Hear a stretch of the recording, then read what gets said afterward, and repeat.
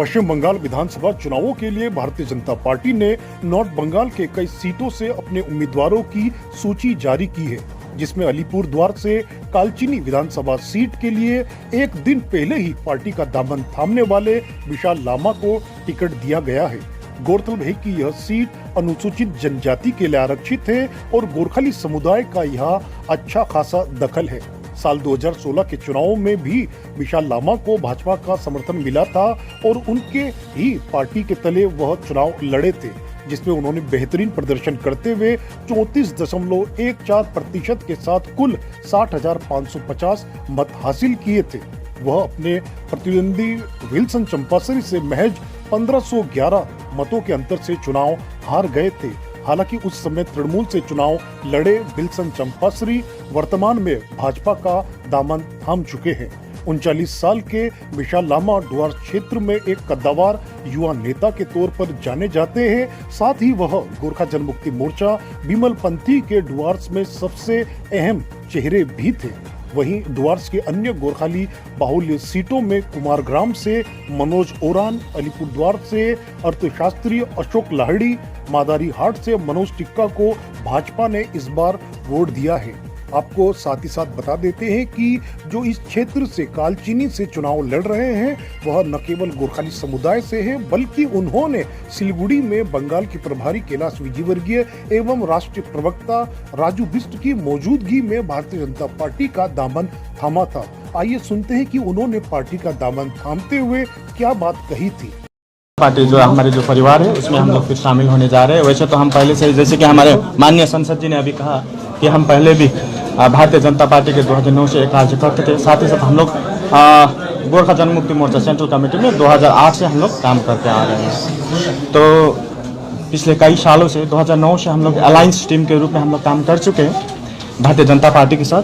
और जिस प्रकार से हमारे भारतीय जनता पार्टी ने जो काम किए हैं ये बहुत ही सराहनीय है और ये सब जानते हैं। आज भारतीय जनता पार्टी बहुत ही बढ़िया तरीके से देश को एक सही दिशा दे रहे हैं। हमारे माननीय हरमन प्यारे नेता, बनम हरमन के प्यारे नेता हमारे माननीय प्रधानमंत्री जी के नेतृत्व में जिस प्रकार से देश की उन्नति हुई है, उसी प्रकार से हम लोग चाहते हैं हमारे जो विषय है और जो हम लोग आज बीजेपी परिवार में शामिल हो रहे हैं, इसीलिए शामिल हो रहे हैं कि आने वाले दिनों में एक स्वच्छ एक सरकार हो, जिस प्रकार से केंद्र में है उसी प्रकार से हमारे बंगाल में भी परिवर्तन हो, स्वच्छ एक सरकार आए, सबका अपने जो एक अधिकार की बात है, सबको अपने हिसाब से, गणतांत्रिक हिसाब से सबको।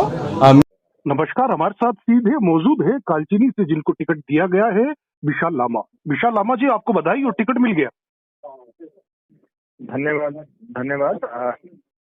सर, आपसे जानना चाहेंगे क्या मुद्दे हैं आपके इस बार चुनाव में? देखिए, हमारे जो पार्टी का जो मैनिफेस्टो है, अभी आपको इसके बारे में आपको पार्टी के हमारे शीर्ष नेता ही बता पाएंगे, जैसे कि हमारे जिला के और स्टेट के विषय वस्तु के बता। हमारे यहाँ पे बहुत सारे विषय है जिसको हम लोग लेके चल रहे हैं। जिसमें बंगाल मिनिमम वेजेस एक्ट हुआ, चाहे श्रमिकों को एक ये देना, और हमारे पार्टी चलती है सबका साथ और सबका विकास को लेके। तो हमारे ये बहुत सारे विषय हैं जिसको हम लोग आने वाले दिनों में करेंगे। इस क्षेत्र के विकास के लिए जितना हो सकेगा हम लोग करेंगे। जिस तरह से विशाल जी आप पिछली बार केवल 1,500 वोटों से चुनाव हार गए थे, क्या लगता है कि आपको इस बार 1,500 का जो वो गैप था उसको भर पाएंगे? देखिए, गलती से ही सीख मिलते हो सकता है कहीं हम लोगों का चूक हो गया होगा उस समय। तो इस बार हम लोग पूरा चेष्टा करेंगे कि कोई भी किसी भी प्रकार की चूक ना हो। पूरा जन संपर्क हम लोग जनता के पास जाएंगे। जिस प्रकार से हमारे माननीय प्रधानमंत्री जी का जो सबका साथ सबका विकास और सबको लेके चलने का ये जो इनका एक नारा है और एक कार्यशैली है, उसी के ऊपर हम लोग काम करेंगे और सबके पास पहुंचेंगे ताकि कोई भी हमसे ये ना हो सके। सबके साथ रूबरू होके ही हम लोग ये करेंगे और हम लोग जितना भी जानते हैं कि इस बार पूरा हमारे बंगाल में परिवर्तन के लिए पूरा जनता हमें सहयोग करेंगे। जिस तरह से आपका नाम घोषित कर दिया गया है कि 23 तारीख को ही आप नामांकन प्रक्रिया में शामिल होंगे, ये उसके लिए आप इंतजार करेंगे। नामांकन कब तक भरेंगे आप? ये जो है ना नामांकन के लिए हमारे जिला जो डिसाइड करेगा सबों का उसी प्रकार से होगा। अभी मैं इस बारे में कुछ नहीं बता पाऊंगा आपको। ये जो हमारे जिला के ही हमारे पदाधिकारी आपको बताएंगे। ये आपसे ये भी जानना चाहेंगे विशाल जी, आपके क्षेत्र में गोरखाली समुदाय के अलावा आदिवासी भी बहुत बड़ी संख्या में है, तो उनको क्या मैसेज देंगे कि आपको टिकट दिया गया है भारतीय जनता पार्टी से, आप उनके लिए क्या क्या कसौटी पे खरा उतरेंगे, क्या प्रयास करेंगे उनके लिए? जितना हो सकेगा हम लोग सबों के लिए एक काम करेंगे।